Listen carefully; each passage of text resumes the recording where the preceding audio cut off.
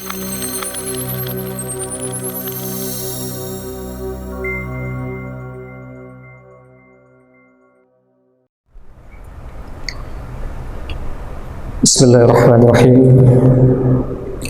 Assalamualaikum warahmatullahi wabarakatuh. Alhamdulillahillazi hadana li hadza wa ma kunna linahtadiya laula an hadana Allah. Asyhadu an la ilaha illallah wahdahu la syarika lah. Wa asyhadu anna Muhammadan 'abduhu wa rasuluh la nabiyya ba'da. Bapak, ibu-ibu, kaum muslimin wal muslimat, sidang jemaah zuhur rahimakumullah.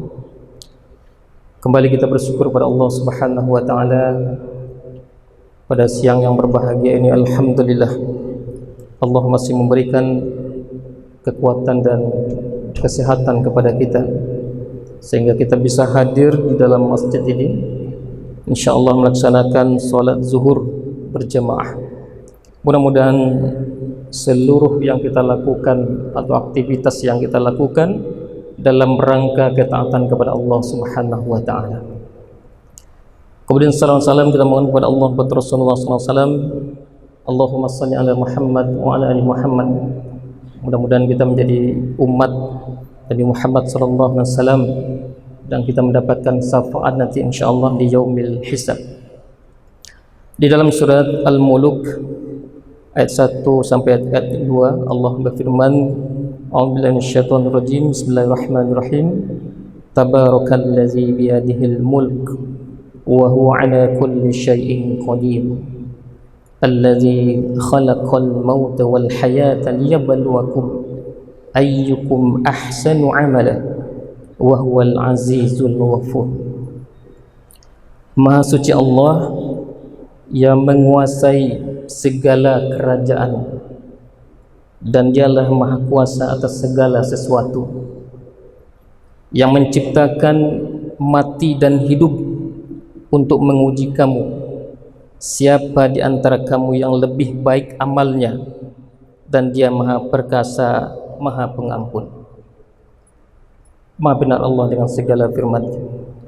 Bapak Ibu yang dimuliakan Allah Subhanahu wa taala, kita diciptakan oleh Allah tidak lain dan tidak bukan hanyalah mengabdi, menyembah dan beribadah kepada Allah Subhanahu wa taala. Sebagaimana dalam surat Az-Zariyat 56 Allah sampaikan, wa ma khalaqtul jinna wal insa illa liya'budun.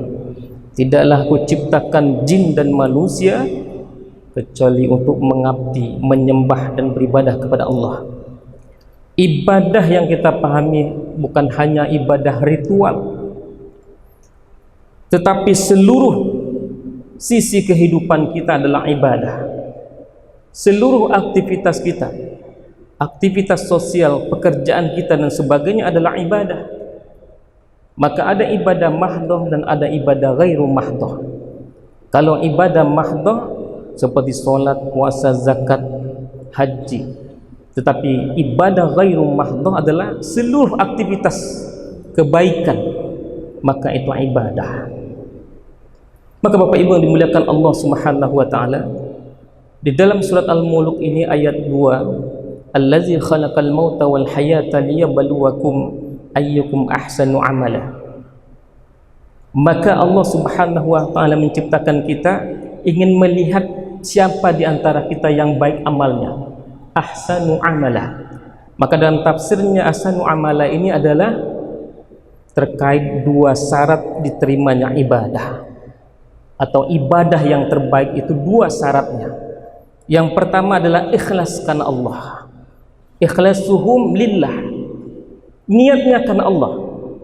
Kemudian attaba'ahum lis-syar'i, mengikuti apa yang dicontohkan oleh Rasulullah sallallahu alaihi wasallam. Maka itu ibadah yang akan diterima oleh Allah Subhanahu wa taala. Maka ketika ibadah yang benar, salimul ibadah, ibadah yang benar akan melahirkan dampak yang positif dalam kehidupan kita. Maka ada namanya nata'ijul ibadah, buah-buah daripada ibadah atau hasil daripada ibadah itu. Maka dalam siang ini kita akan membahas tentang hasil atau dampak daripada ibadah yang benar yang kita lakukan. Yang pertama, ketika ibadah yang kita lakukan adalah ibadah yang benar, maka dia akan melahirkan yang pertama, meningkatnya iman kita kepada Allah Subhanahu wa ta'ala. Semakin kita melakukan ibadah, maka semakin meningkat iman kita. Mau dikatakan al-imanu yazid wa yanqus, iman itu naik turun. Naiknya iman karena ketaatan kepada Allah, dan turunnya iman karena kemaksiatan kita kepada Allah Subhanahu wa ta'ala. Naik turun iman, itulah imannya manusia biasa. Kalau imannya malaikat tetap stabil dan statis, iman para nabi itu meningkat. Tetapi imannya kita manusia turun naik, itu biasa, itu namanya manusia. Tetapi jangan sampai iman kita menurun drastis kemudian naik sedikit, tetapi turun iman kita sedikit kemudian meningkatnya drastis. Itulah imannya kita. Maka ketika kita melakukan ibadah mahdoh, ibadah ghairuh mahdoh, mestinya iman kita semakin meningkat. Maka di dalam surat Al-Anfal ayat 2 itu sampaikan, innamal mu'minuna alladzina idza dzukirallahu wajilat qulubuhum wa idza tuliyat alaihim ayatuhu zadatuhum imana wa 'ala rabbihim yatawakkalun. Orang-orang yang beriman itu apabila disebut nama Allah bergetar hatinya, dan apabila dibacakan ayat-ayat Allah bertambah imannya. Bergetar hati kita ketika disebut nama Allah, ketika azan dikumandangkan, tergerak hati kita untuk melangkahkan kaki ini untuk menuju masjid melaksanakan ibadah. Itu salah satu indikasi orang yang beriman. Tergerak hatinya, bergetar hatinya ketika disampaikan kebenaran, langsung diijabah. Dengan mudahnya hati yang menerima kebenaran-kebenaran itu. Apa buktinya? Dia melaksanakan apa yang diyakininya, mengamalkan apa yang didengarkan, bukan hanya sekedar lalu begitu saja. Inilah orang-orang yang indikasi orang-orang yang beriman, tergerak hatinya dan melaksanakannya apa yang menjadi kebenaran, meningkat imannya. Ini yang pertama. Yang kedua, al-Islamu, penyerahan total kepada Allah Subhanahu wa ta'ala.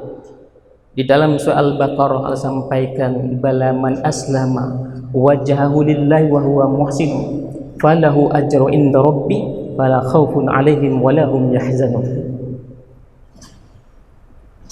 Maka orang-orang yang menyerahkan dirinya total kepada Allah Subhanahu wa ta'ala dan mereka melakukan kebaikan, maka Allah berikan pahala ganjaran di sisi Allah, fala khaufun alaihim wa lahum yahzanun, dan mereka tidak ada rasa khawatir dan takut dalam kehidupan.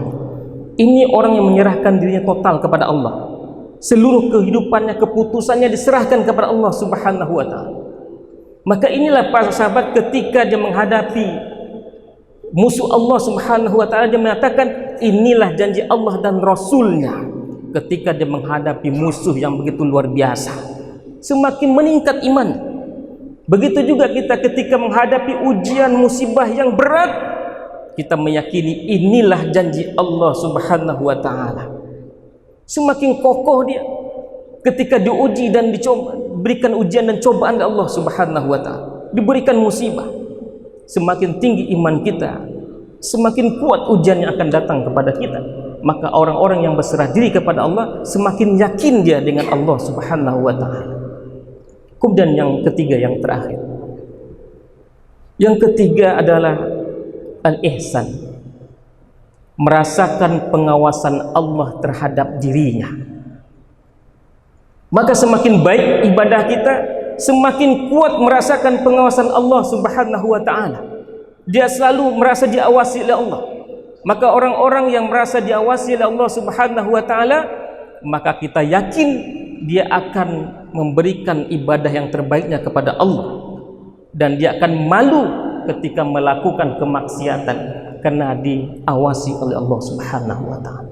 Dalam hadis dikatakan anta'budallaha ka'annaka tarahu fa illam takun tarahu fa innahu yaraka. Ketika kita beribadah seolah-olah kita melihat Allah. Kalaupun kita tidak melihat Allah, yakinlah Allah menyaksikan kita. Ini prinsip ihsan di dalam ibadah. Maka orang yang baik ibadahnya, benar ibadahnya, dia akan selalu merasa diawasi oleh Allah Subhanahu wa taala. Kemudian yang terakhir satu lagi, mahabbah, cinta.